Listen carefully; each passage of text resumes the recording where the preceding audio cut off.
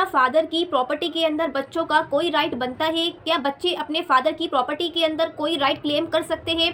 इसी पर एक बहुत ही शानदार बॉम्बे हाई कोर्ट का जजमेंट आया है रिसेंटली, जिसके अंदर हाई कोर्ट ने ये चीज़ क्लैरिफाई किया है कि फादर की प्रॉपर्टी में बच्चों का कोई शेयर बनता है या नहीं बनता है।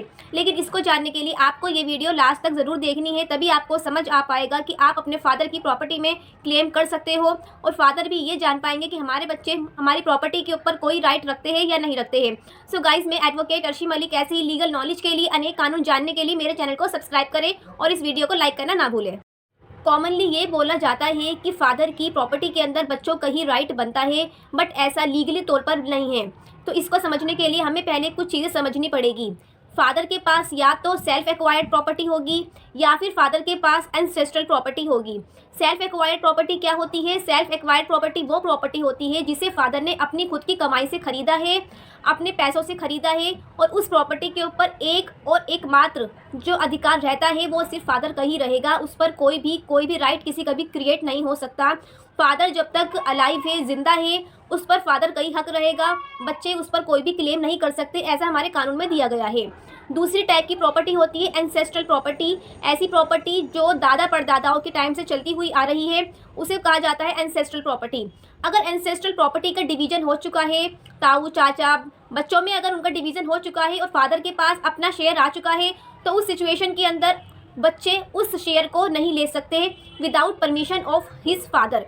अपनी फादर की परमिशन के बिना बच्चे उसका शेयर नहीं ले सकते अगर उस प्रॉपर्टी का, उस एंसेस्ट्रल प्रॉपर्टी का डिवीज़न हो चुका है। दूसरी बात, अगर एंसेस्ट्रल प्रॉपर्टी का डिवीज़न नहीं हुआ है, अभी वो प्रॉपर्टी बटी नहीं है सारे भाइयों में, तब उस सिचुएशन में बच्चे अपना क्लेम डाल सकते हैं। एंसेस्ट्रल प्रॉपर्टी के अंदर अपना राइट रखते हैं, अपना शेयर रखते हैं। तो ये चीज़ आपको क्लियर हो गई होगी। फादर के पास या तो सेल्फ एक्वायर्ड प्रॉपर्टी होगी या फिर फादर के पास एंसेस्ट्रल प्रॉपर्टी होगी, और एंसेस्ट्रल प्रॉपर्टी या तो डिवाइड हो चुकी होगी या फिर अभी डिवाइड नहीं हुई होगी। अगर प्रॉपर्टी डिवाइड हो गई है, फादर के पास अपना शेयर आ चुका है, तो उस सिचुएशन में कॉमनली ये बोला जाता है कि फादर की प्रॉपर्टी के अंदर बच्चों का ही राइट बनता है, बट ऐसा लीगली तौर पर नहीं है। तो इसको समझने के लिए हमें पहले कुछ चीज़ें समझनी पड़ेगी। फादर के पास या तो सेल्फ एक्वायर्ड प्रॉपर्टी होगी या फिर फादर के पास एंसेस्ट्रल प्रॉपर्टी होगी। सेल्फ एक्वायर्ड प्रॉपर्टी क्या होती है? सेल्फ एक्वायर्ड प्रॉपर्टी वो प्रॉपर्टी होती है जिसे फादर ने अपनी खुद की कमाई से खरीदा है, अपने पैसों से खरीदा है, और उस प्रॉपर्टी के ऊपर एक और एकमात्र जो अधिकार रहता है वो सिर्फ फादर का ही रहेगा। उस पर कोई भी राइट किसी का भी क्रिएट नहीं हो सकता। फादर जब तक अलाइव है, जिंदा है, उस पर फादर का ही हक रहेगा। बच्चे उस पर कोई भी क्लेम नहीं कर सकते, ऐसा हमारे कानून में दिया गया है। दूसरी टाइप की प्रॉपर्टी होती है एंसेस्ट्रल प्रॉपर्टी। ऐसी प्रॉपर्टी जो दादा परदादाओं के टाइम से चलती हुई आ रही है, उसे कहा जाता है एंसेस्ट्रल प्रॉपर्टी। अगर एंसेस्ट्रल प्रॉपर्टी का डिवीजन हो चुका है, ताऊ चाचा बच्चों में अगर उनका डिवीजन हो चुका है और फादर के पास अपना शेयर आ चुका है, तो उस सिचुएशन के अंदर बच्चे उस शेयर को नहीं ले सकते without permission of his father. अपनी फादर की परमिशन के बिना बच्चे उसका शेयर नहीं ले सकते अगर उस प्रॉपर्टी का, उस एंसेस्ट्रल प्रॉपर्टी का डिवीज़न हो चुका है। दूसरी बात, अगर एंसेस्ट्रल प्रॉपर्टी का डिवीज़न नहीं हुआ है, अभी वो प्रॉपर्टी बटी नहीं है सारे भाइयों में, तब उस सिचुएशन में बच्चे अपना क्लेम डाल सकते हैं। एंसेस्ट्रल प्रॉपर्टी के अंदर अपना राइट रखते हैं, अपना शेयर रखते हैं। तो ये चीज़ आपको क्लियर हो गई होगी। फादर के पास या तो सेल्फ एक्वायर्ड प्रॉपर्टी होगी या फिर फादर के पास एंसेस्ट्रल प्रॉपर्टी होगी, और एंसेस्ट्रल प्रॉपर्टी या तो डिवाइड हो चुकी होगी या फिर अभी डिवाइड नहीं। और गाइस, ये जो सेल्फ एक्वायर्ड प्रॉपर्टी अगर आपके फादर के पास है और अगर आपके फादर जीवित है, तो उस सिचुएशन में कोई भी बच्चा अपने फादर की प्रॉपर्टी के ऊपर राइट नहीं रखता है। ऐसा लीगली कहा गया है, हमारे लॉ के अंदर यही है, यही प्रोविजंस दे रखे हैं। लेकिन अगर फादर कोई डीड बनवा देते हैं, कोई गिफ्ट डीड बनवा देते हैं कि मैं ये प्रॉपर्टी अपने बच्चों को ट्रांसफ़र करना चाह रहा हूँ, तो उस सिचुएशन में बच्चों का वो राइट बन जाता है उस प्रॉपर्टी के ऊपर। या फिर अगर फादर कोई विल बनवा देते हैं, तो फादर की डेथ के बाद, पेरेंट्स की डेथ के बाद वो प्रॉपर्टी आपकी हो जाएगी।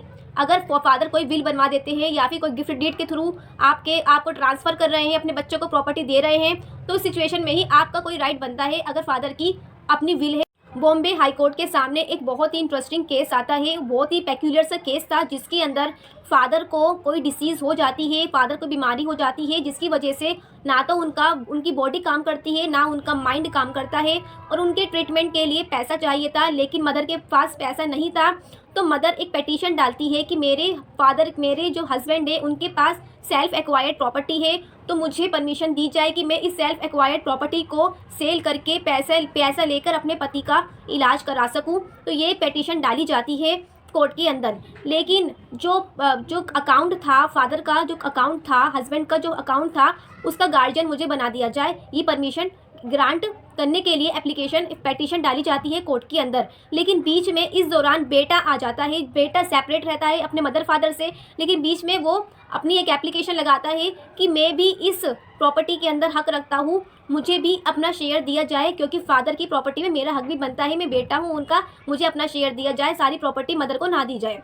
तो इस सिचुएशन में कोर्ट क्या कहेगा, कोर्ट का क्या फैसला आया, कोर्ट ने अपना क्या जजमेंट दिया। हाई कोर्ट ने मदर को उनके फादर के अकाउंट का गार्जियन बना दिया, और इसी के साथ साथ हाई कोर्ट ने ये भी क्लैरिफाई किया कि फादर की सेल्फ एक्वायर्ड प्रॉपर्टी में बच्चों का कोई भी राइट नहीं बनता है, बच्चे कोई भी क्लेम नहीं कर सकते हैं फादर की प्रॉपर्टी पर। अगर फादर अभी ज़िंदा है, जीवित है, तो बच्चों का कोई भी राइट नहीं बनता है। दूसरी बात कोर्ट ने ये भी कही कि जो भी प्रॉपर्टी है फादर की, उसको सेल आउट करके जो भी पैसा आएगा वो सारा अकाउंट में आना चाहिए, और उसका सारा का सारा रिकॉर्ड कोर्ट के पास रहेगा, और उस पैसे का यूज़ सिर्फ फादर की बीमारी का ट्रीटमेंट करवाने के लिए ही किया जाएगा, किसी और काम के लिए उसका कोई भी यूज़ नहीं किया जाएगा। पैसों का जो भी पैसा उस प्रॉपर्टी को खरीद के आने वाला है वाइफ के पास। सो गाइस, इस सिचुएशन में हमें यह पता लगता है कि बच्चे अपने मदर फादर की सेल्फ एक्वायर्ड प्रॉपर्टी पर कोई भी राइट नहीं रखते हैं, ऐसा साफ कर दिया गया है हाई कोर्ट की तरफ से।